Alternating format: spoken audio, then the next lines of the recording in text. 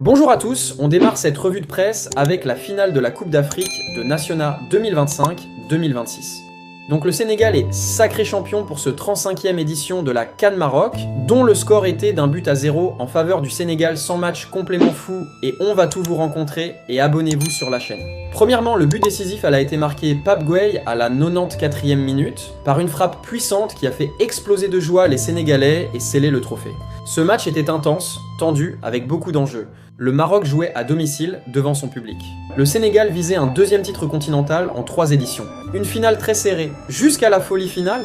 Les 90 premières minutes ont été plutôt équilibrées, deux équipes solides, des occasions de part et d'autre, mais aucune nette avantage jusqu'en toute fin. Avec le temps additionnel dramatique, Sénégal pense avoir marqué, mais le but est annulé par l'arbitre pour une faute préalable, déjà un moment qui a tendu l'atmosphère. Quelques instants plus tard, le VAR conseille au référé, Jean-Jacques Ndala Ngambo, d'aller vérifier une action dans la surface. Pénalty accordé au Maroc à la 97e minute dans des circonstances très litigieuses. Beaucoup ont jugé que le contact était très léger, voire pas pénalty du tout.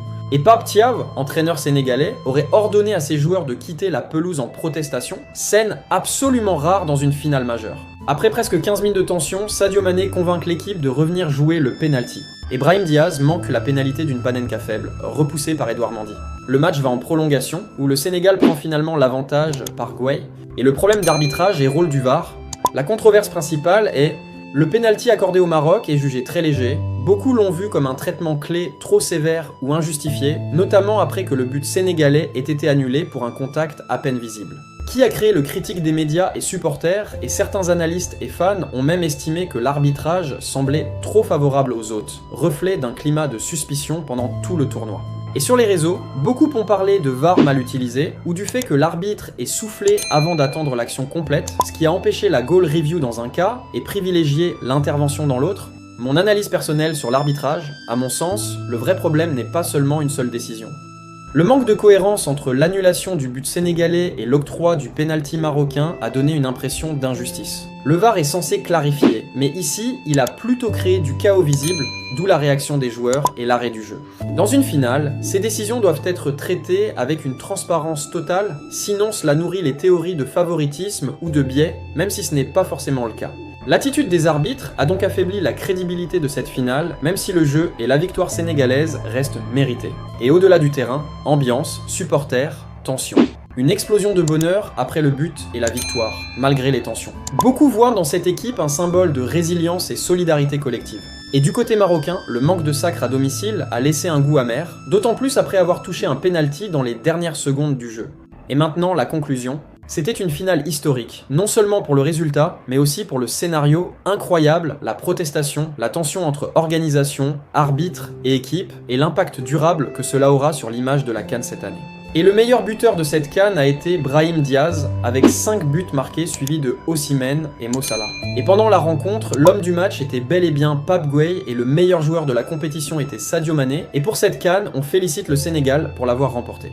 Que pensez-vous de cela? Dites-nous dans le commentaire. Et de l'autre côté, Galatasaray est tout proche de boucler l'arrivée de Noah Lang, l'ailier international néerlandais en provenance de Naples. Selon les dernières informations, les discussions sont très avancées entre les deux clubs. Il s'agirait d'un prêt avec option d'achat, une formule stratégique choisie par le club turc pour renforcer son secteur offensif sans prendre de risques immédiats. Point important, le salaire du joueur serait inclus dans l'accord, ce qui montre la forte volonté de Galatasaray de conclure ce dossier. Cependant, tout n'est pas encore totalement finalisé. Les deux clubs discutent toujours du montant exact de l'option d'achat, ainsi que des conditions de son activation. Objectif, trouver un terrain d'entente qui satisfasse à la fois Naples, désireux de préserver la valeur de son joueur, et Galatasaray qui souhaite garder la main sur l'opération. Autre élément clé, Noah Lang pourrait quitter Naples juste après le match contre Copenhague. Une rencontre qui pourrait donc être la dernière apparition du joueur sous les couleurs napolitaines. Si tout se passe comme prévu, le néerlandais devrait ensuite s'envoler vers Istanbul pour finaliser son arrivée. Pour Galatasaray, ce serait un gros coup mercato. Noah Lang, connu pour sa créativité, sa percussion et sa personnalité sur le terrain, apporterait un vrai plus offensif, notamment pour les compétitions européennes. Le dossier est chaud, les prochaines heures s'annoncent décisives. Galatasaray est à l'affût, Naples temporise et Noah Lang se rapproche de plus en plus d'un nouveau défi. Affaire à suivre de très près. Que pensez-vous de cela? Dites-nous dans le commentaire. Et du côté Chelsea, Chelsea accélère très fort sur le marché des transferts, et cette fois-ci, la cible se nomme Jérémy Jacquet. Selon les informations de Foot Mercato, le club londonien a déjà trouvé un accord total avec le défenseur central du Stade Rennais concernant les conditions de son futur contrat. L'accord personnel aurait été conclu très rapidement, preuve que Chelsea est convaincu par le profil du joueur et que Jérémy Jacquet est séduit par le projet des Blues. À seulement quelques années de carrière professionnelle, le défenseur français s'impose comme l'un des talents les plus prometteurs à son poste en Ligue 1. Mais le plus gros obstacle reste désormais le Stade Rennais. Le club breton ne compte pas brader son joueur et a fixé un prix très clair, 60 millions de livres sterling, soit environ 70 millions d'euros. Un montant énorme qui ferait de Jérémy Jacquet le transfert le plus cher de toute l'histoire du club rennais. Chelsea est donc face à un choix stratégique. Casser sa tirelire pour renforcer sa défense avec un joueur jeune, puissant et à fort potentiel, ou tenter de négocier un prix à la baisse. Les discussions entre les deux clubs s'annoncent intenses dans les prochains jours. Une chose est sûre, Chelsea prépare un nouveau coup majeur et le nom de Jérémy Jacquet pourrait bien devenir l'un des dossiers les plus chauds de ce mercato hivernal. Affaire à suivre de très près.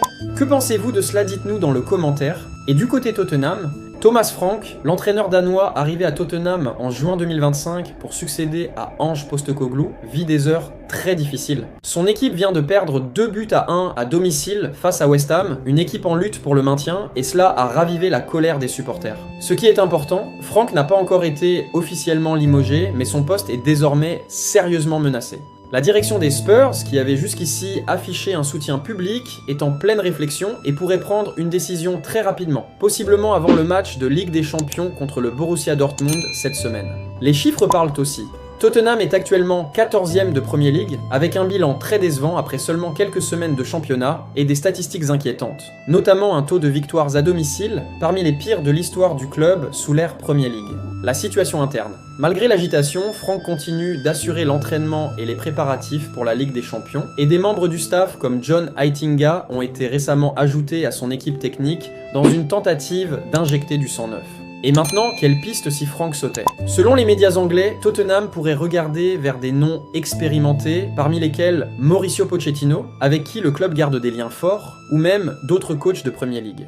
Rien n'est encore officiel, mais les discussions internes se multiplient.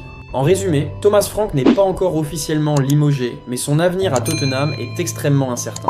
La décision de la direction pourrait tomber très bientôt, possiblement avant ou juste après le match face au Borussia Dortmund en Ligue des Champions. Les supporters, la direction et les médias anglais s'attendent à une décision majeure dans les prochaines 48 ou 72 heures. Que pensez-vous de cela? Dites-nous dans le commentaire. Et c'est tout pour aujourd'hui, n'oubliez pas de vous abonner et d'activer la cloche de notification pour ne rien rater de nos prochaines vidéos. Bye bye bye.